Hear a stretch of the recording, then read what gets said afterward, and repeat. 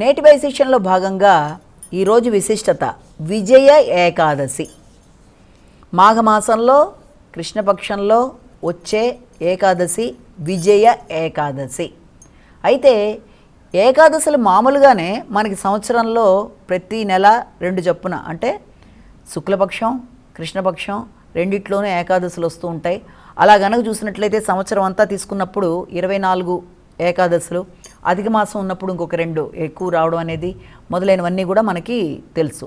సాధారణంగానే చాలామంది ఏకాదశి అనేది దాని నియమాలు పాటిస్తూ ఏకాదశి ఉపవాసాలు చేసేవాళ్ళు ఉంటారు. విష్ణు భక్తులు ఏకాదశి ఉపవాసం తర్వాత దానికి నెక్స్ట్ ద్వాదశి నాడు పారాయణ చేయడం, అలాగే అంటే ఆ యొక్క ఉపవాసాన్ని విరమించడం అనేది, అలాగే ఆ ఏకాదశి నాడు ఉదయమే లేచి స్నానాది కార్యక్రమాలు ముగించి విష్ణుమూర్తికి ఆరాధన చేసుకోవడం, ఆయన సంబంధించిన పూజా కార్యక్రమాలు, అలాగే దాంతోపాటు విష్ణు సహస్రనామం లాంటిది వినడం, అలాగే విష్ణుమూర్తికి సంబంధించిన శ్లోకాలు పఠించడం అనేది మొదలైనవన్నీ చేస్తూ ఉండడం అనేది ఏకాదశిలో ఒక ప్రధానమైన విధానం.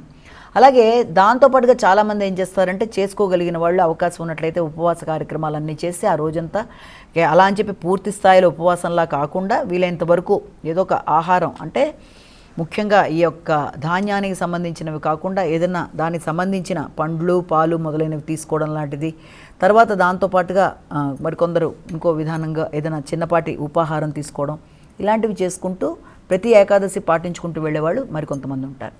అయితే ఏది ఎలా ఉన్నా ఉపవాసం అనేటప్పటికీ అదేదో చాలా భయంకరంగా ఉపవాసం అనే దాని మీద ఆలోచనలతో ఏదైనా అయిపోతాం. ఉపవాసం అంటే లేదు, దేవుడికి దగ్గరగా ఉండడం, దేవుడి దగ్గర ధ్యానాన్ని ఉండడం, దేవుడి మీద మనసును లగ్నం చేయడం, దేవుడికి సంబంధించిన సత్కథలు వినడం, పురాణ శ్రవణం, కాలక్షేపం మొదలైనవన్నీ కూడా ఉపవాసంలో నియమాలే. ఇంకొకటి ఏంటంటే, ఉపవాసం అంటే అర్థం అసలు యాక్చువల్గా అదే. మామూలుగానే ఇది మాఘమాసం అవ్వడం, మాఘమాసం అంటేనే శివకేశవులు ఇద్దరికీ ప్రేమైన మాసంగా కూడా మనం ప్రధానంగా చెప్తాం కాబట్టి, ప్లస్ ఈ రోజున సోమవారంతో కూడి మరి మనకి విజయ ఏకాదశి కాబట్టి విష్ణుమూర్తికి శివుడికి సంబంధించి కూడా చాలా విశేషంగా దీన్ని అందరూ కూడా అవకాశం ఉంటే శివాలయం విష్ణువాలయాలు దర్శించే వాళ్ళు కూడా ఉంటారు. కాబట్టి ఈ రోజున విష్ణుమూర్తికి చాలా ఇష్టమైంది కనుక మాఘమాసం అంటేనే ఎలాంటి పాపాలైనా పోగొట్టేది, ప్రాతకాల స్నానం చేసేది, అలాగే ఈ దాన ధర్మాలు, అలాగే భగవంతుడికి సంబంధించిన సత్కథ శ్రవణం కాలక్షేపాలు మొదలైన వాటన్నిటికీ కూడా మనం చెప్తాం ఈ యొక్క మాఘమాసం అంతా కూడాను.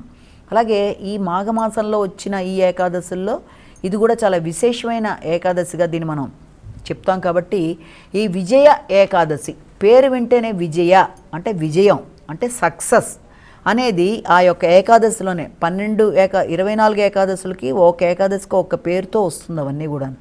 ఇప్పుడు ఈ ఏకాదశికి సంబంధించిన పేరుని కనుక మనం చూసినట్లయితే దీన్ని విజయ ఏకాదశి అంటారు. అయితే ఈ విజయ ఏకాదశికి సంబంధించిన కథ అంటే అందరూ కూడా కొన్ని సందర్భాల్లో సత్కథలు, అంటే విజయ ఏకాదశి సంబంధించిన కథ ఏ రకంగా ఉంటుంది అన్న విషయాన్ని చూస్తే పురాణాల ప్రకారం అసలు ఈ కథ ఏంటి అన్న విషయంలో మనం తీసుకుంటే, కానకప్పుడు శ్రీరామచంద్రుడు తన యొక్క వనవాసం చేసిన సందర్భంలో తన యొక్క భాగస్వామి అయిన సీతాదేవితోనూ లక్ష్మణుడితోనూ కలిసి ఆయన ఆ రకంగా సంవత్సరాలు అక్కడ వనవాసానికి వెళ్ళిపోయినప్పుడు ఆ సందర్భంలో ఆయన ఏం చేస్తాడంటే తన యొక్క పంచవటి కుటీరంలో నిర్మించుకొని అందులో ఆయన ఉంటున్న సందర్భంలో ఆయన లేని సమయంలో, లక్ష్మణుడు లేని సమయంలో వచ్చి సీతాదేవిని అపహరించి ఈ యొక్క రావణాసురుడు తీసుకుని వెళ్ళిపోయాడు. ఈ స్టోరీలన్నీ మనందరికీ తెలిసిన విషయమే రామాయణ పరంగా.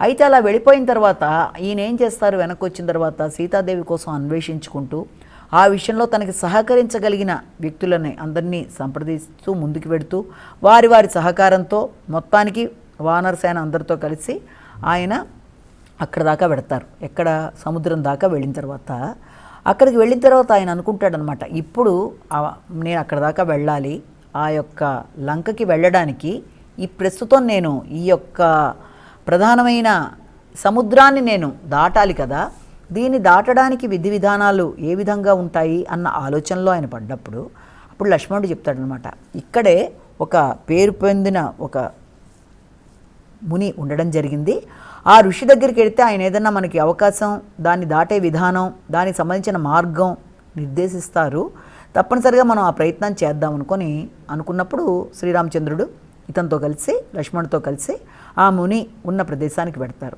ఆయన చాలా చాలా చాలా పురాతనమైన ముని.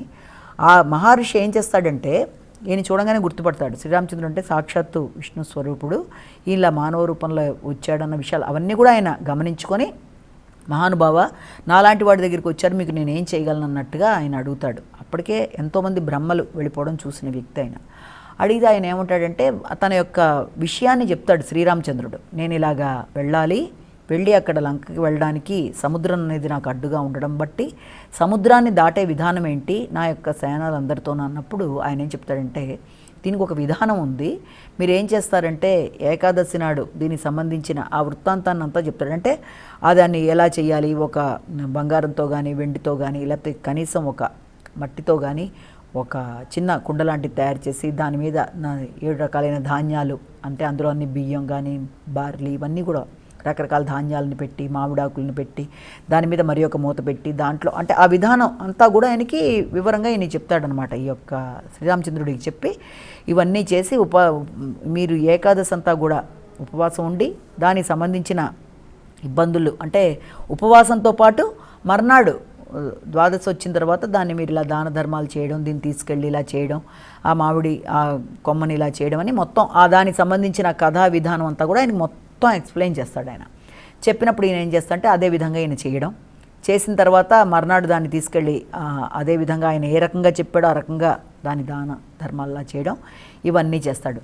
చేసిన తర్వాత ఆ రకంగా ఏకాదశికి ఆయన చేసిన విధానం వల్ల ఆయన తర్వాత ఆ యొక్క సముద్రాన్ని దాటి వెళ్ళి లంకలో విజయాన్ని సాధించి మళ్ళీ సీతాదేవిని తీసుకుని వెనక్కి రావడం అనేది విజయం. అంటే ఆయన ఏదైతే కోరుకొని చేశాడో ఆ పని ఆ విజయాన్ని ఆయన సాధించాడు కాబట్టి ఆ ఏకాదశిని విజయ ఏకాదశి అంటారని అది పురాణాల్లో ఒకనొక కథగా చెప్తారు.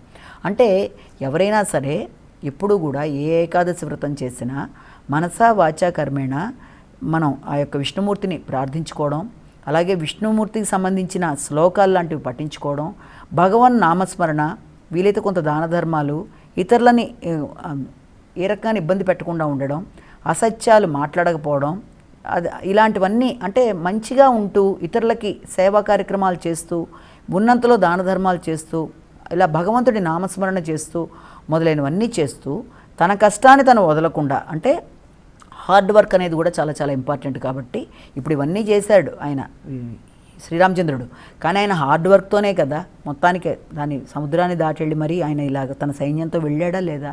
కాబట్టి ప్రతి కథలోనూ కూడా అంతర్లీనంగా ఏంటంటే ప్రతి దాంట్లోనూ కూడా హార్డ్ వర్క్ అనేది వ్యక్తి వదలకూడదు, తను చేసేది తను చేయాలి, తర్వాత దైవ సహాయాన్ని కోరుకోవాలి.